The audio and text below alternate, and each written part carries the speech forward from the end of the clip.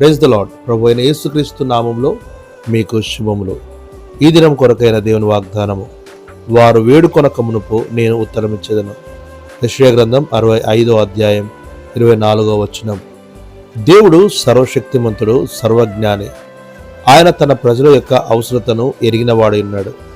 నాడు ఏదెను తోటలో మొదటి మనిషి అవసరతను ముందుగా ఎరిగి ఆ తోటల కొరత ఏదీ లేకుండా దాన్ని నిర్మించాడు.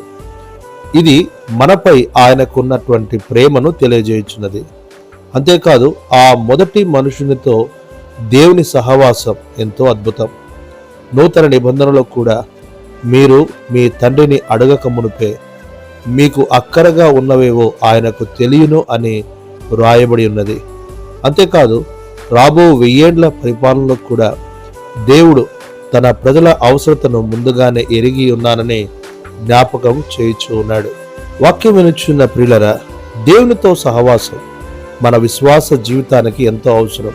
సర్వోన్నతుడైన దేవుడు ఇంతగా మన విషయమై భారము కలిగి ఆశ కలిగి ఉన్నప్పుడు మనము ఆయనకు దూరంగా ఉండి ఏమి చేయగలము?